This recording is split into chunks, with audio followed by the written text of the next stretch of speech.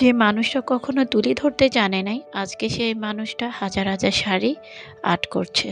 ব্যাপারটা কিন্তু খুবই ইন্টারেস্টিং, তাই না? আজকে এই পিছনের গল্পটা একটু আপনাদেরকে শেয়ার করব। আসসালামু আলাইকুম এভরিওয়ান, কি অবস্থা সবার? কেমন আছেন? আশা করি আপনারা সবাই ভালো আছেন। যে যেখান থেকে আমার ভিডিওটা দেখছেন সবাই কিন্তু একটা লাইক দিতে ভুলবেন না, আর যারা নতুন তারা কিন্তু অবশ্যই সাবস্ক্রাইব করতে ভুলবেন না। ছোট থেকেই প্রতিটা মানুষের লক্ষ্য বা উদ্দেশ্য থাকে এক একজনের এক এক রকম।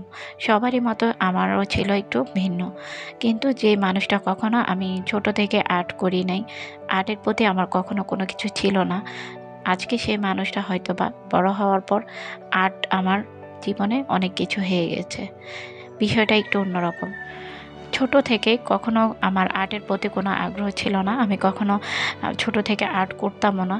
কিন্তু বড় হওয়ার পর সেটা আমার হয়ে গেল একটা স্বপ্ন।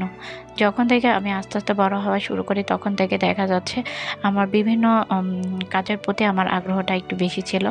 আমার যেকোনো ক্রাফটের কাজ বা আমি যেকোনো একটু আর্ট করা, এগুলো কিন্তু আমার একটু বেশি ছিল। সেটা হয়েছিল আমার এসএসসি পরীক্ষার পর থেকে, কিন্তু আমার এই আর্টের উপর বা এটা ক্রাফটের কাজের উপর আমার বেশি আগ্রহ ছিল। আমি যখন যেটা পাইতাম সেটা নিয়েই দেখা যাচ্ছে কি কাজ করতাম। যেটাই সেটা হোক ক্রাফট, সেটা হোক পেইন্ট, যেটাই হোক না কেন, যাই নষ্ট হওয়ার হবে, কিন্তু তারপরও আমার একটা উদ্দেশ্য ছিল, আমি যেকোনো কিছু কপি কাজ কারো থেকে দেখে সেটা কপি করতাম। আস্তে আস্তে দেখা যাচ্ছে ১ দিন, ২ দিন, ৩ দিন মানে অনেক কিছুই নষ্ট হতো। তারপরেও কিন্তু এই জিনিসগুলো আমি কখনো ছাড়তাম না। যখন আমার এসএসসি পরীক্ষা শেষ হওয়ার পরে আমি যখন ইন্টারমিডিয়েট দেই, তখন কিন্তু আমার ক্রাফটের কাজের প্রতি আগ্রহটা অনেক বেশি ছিল। আমি সবসময় ক্রাফটের কাজ করতাম। বিভিন্ন উম কার্ড বানানো বা যেকোনো কিছু, এগুলোর প্রতি আমার একটা অন্যরকম ভালোবাসা ছিল। সেগুলো করার মাঝে মাঝে আমি কিন্তু বিভিন্ন রকমের একটু একটু আর্ট করতাম। যে আর্টের থেকে দেখা যাচ্ছে আমার বিভিন্ন রকম আগ্রহ বা বিভিন্ন কাজ দেখে দেখে আমি কপি করা শুরু করি। আস্তে আস্তে কিন্তু আসলে এই জিনিসের প্রতি আরও আগ্রহ, ভালোবাসা। যখন একটা জিনিস পারি তখন চেষ্টা করতাম আরেকটা কঠিন জিনিস করতাম। আরেকটা সেটা পারলে তার থেকে দেখতাম আরেক স্টেপ আমি কঠিন কাজ করতাম। এভাবে করতে করতে আমি বিভিন্ন ধরনের কাজ মানে আস্তে আস্তে শুরু হয়। এই কাজের প্রতি আমি বিভিন্ন রকমের যা কিছু ছিল সবকিছু আমি আস্তে আস্তে সবার থেকে জানতে চাই। যারা এ ধরনের কাজ করে তাদের থেকে আমি এসব কিছু অল্প স্বল্প করে জানার চেষ্টা করি। অনেকজনে বলে যে, "আপু, আমরা দেখা যাচ্ছে বিভিন্ন রকমের কাজ পারি, কিন্তু কিভাবে করব যদি জিনিসগুলো অপচয় হয়ে যায়, যদি নষ্ট হয়ে যায়?" এই ধরনের চিন্তাভাবনা কিন্তু একটা সময় আমারও ছিল।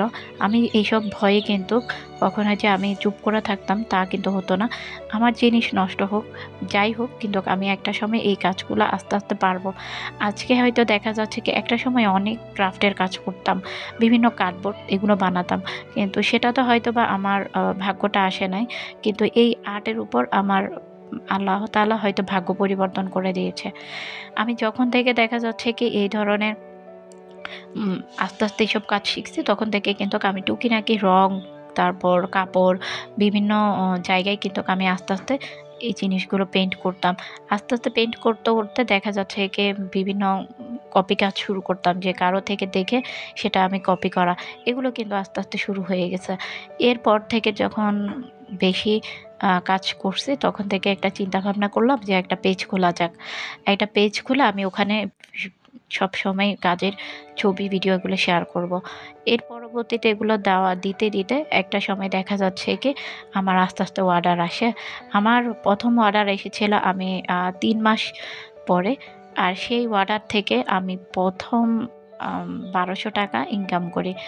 হয়তোবা বলতে পারেন যে আমি এই কাজগুলো যখন করেছি, তখন এর আগে আমার এই জায়গায় কিছু যে মানে যে কাপড়গুলো বা রংগুলো কিনেছি, সেটার জন্য আমি কোথা থেকে টাকাটা নিয়েছি। আমার কিন্তু ইন্টারমিডিয়েট শেষ করার পরে আমি যখন অনার্স ফার্স্ট ইয়ারে, তখন কিন্তু আমি বি বিভিন্ন জায়গায় অনেকগুলো টিউশনি করতাম। তো টিউশনি থেকে আমার এই টাকা দিয়ে আমি এই রং, কেমিক্যাল বা বিভিন্ন জিনিস কিনেছি। যে আমার ১ম যে ফার্স্ট টাইম আমি বিজনেসের জন্য ১ম ৳২,০০০ থেকে আমি ফার্স্ট টাইম শুরু করেছি। অনেক আপুরা আছে বিভিন্ন দেখা যাচ্ছে দোকান বা শোরুম দিয়ে অনেক সময় যারা এত টাকা ইনকাম করতে পারে না, দেখা যাচ্ছে কি আমার সেই ছোট্ট বাসা থেকে কিন্তু আলহামদুলিল্লাহ আমি যথেষ্ট পরিমাণ ইনকাম করতে পেরেছি। সবকিছু হয়তো সবার দোয়া আর ভালোবাসাতে, আপনাদের ভালোবাসা দোয়া না থাকলে হয়তোবা এই জায়গায় আমি আসতে পারতাম না। আজকে এই কাজ আর ভালোবাসার জন্যই আজকে আমি এই জায়গায় আসতে পেরেছি। অনেক আপুরা দেখা যাচ্ছে কি বাসায় বসে থাকে যে ওনারা কি করবে সেটা পারে না। তো তাদেরকে বলব যে আপুরা আপনারা অবশ্যই কিন্তু চেষ্টা করবেন। কখনো নষ্ট হয়ে যাবে সেই ভয়ে কিন্তু আপনি কখনো থেমে থাকবেন না। আজকে নষ্ট হবে, কালকে ঠিক হবে। আবার এরপরে দেখা যাচ্ছে ১ দিন, ২ দিন, ৩ দিন নষ্ট হবে। তারপর থেকে আস্তে, আস্তে সেটা ঠিক হয়ে যাবে। কখনো দেখা যাচ্ছে কি বিজনেস করার পরে যখন আমি